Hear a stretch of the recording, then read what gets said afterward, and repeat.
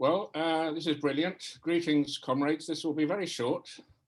It was Lenin who said, an ounce of practice is worth a ton of theory. So we need action. And for that to happen, we need to mobilize. And to inspire a broad enough alliance, we need some very clear signaling which accurately hits the mark. Who was it who first suggested our brilliant name and identity, Labour in Exile? Whoever it was a stroke of pure genius. As Graham said in his opening line, it perfectly expresses the tension we're in. We are in a bad place. We are in exile. Having lost Jeremy so disastrously, our position is indeed terrifying. In this Zoom meeting, we don't have the affiliated unions. And so it's all too obvious. We are not the Labour Party. But in another sense, we are. Again, who was the genius who composed and sent out that brilliant press release, which got picked up by the Morning Star and went all over the place? I think it was Norman. It was Norman. It was Norman. It was just pure genius. And let me read out the critical opening lines. Labour Party members being purged under Keir Starmer are refusing to leave the party, and they're even considering printing their own membership cards as an act of defiance. I just said we need action. So instead of just considering, let's go ahead and print those membership cards. Beyond restoring clause 4, as the press release suggests, I can't see too much point today in arguing over ideological details of all our programs and so on at this particular stage. And that's partly because, of course, the point about the Labour Party is that at its best, it is a pluralist parliament of the whole working class. And we don't yet have that parliament. And really, first, we need to set it up in order to have the kind of debates which obviously we do urgently need.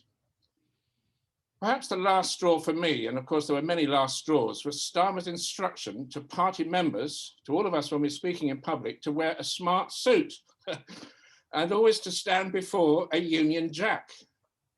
And the question, of course, is when will he take the logical next step? Will he instruct us all to sing God Save the Queen? What on earth has happened to our internationalism? This is not the Labour Party.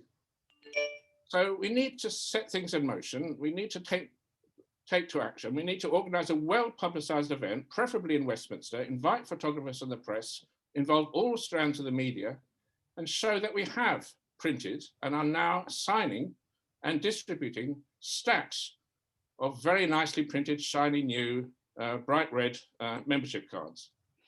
But then, of course, we have another problem, which is who is to sign the cards? They are obviously not valid unless signed by the General Secretary of the Labour Party.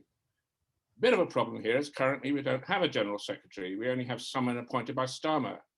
I believe it's a person called David Evans, who no one ever voted for. So let me quote again from our excellent press release. Quote, the present General Secretary was appointed by Starmer and has played a disgraceful part in trying to restrict free speech in the party.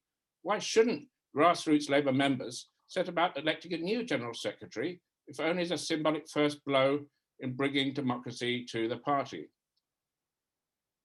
End of quote. So let's open the floor to a range of nominations. Who would like to be General Secretary of the Labour Party? Let me conclude. I can already hear comrades perhaps muttering, isn't printing membership cards just play acting, pantomime, knockabout, street theatre? Are we trying to be funny about everything, get a sense of humour? Well, we don't really have too much to laugh about.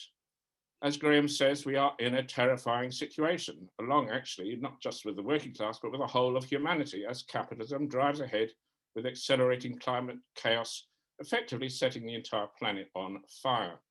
But behind the humour of Norman's press release is, of course, a serious point.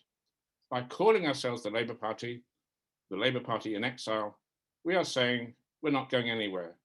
With our comrades in the constituencies, the unions and across Labour's grassroots, we genuinely are the Labour Party. So, to conclude, Keir Starmer, Your monarchist, unionist, flag-waving, NATO-backed, trident-loving, Saudi-backed, Israeli-endorsed, brain-dead bureaucratic regime will surely crumble. We don't recognize your suspensions and expulsions. We're not going anywhere. We are distributing our new membership cards, printed and published by the Labour Party in thousands, wherever workers are in struggle, wherever people believe Black Lives Matter, wherever we take the knee, wherever we sing the Internationale, not just in Britain, but across the world. We're not going anywhere. In exile for the moment, we'll be coming home.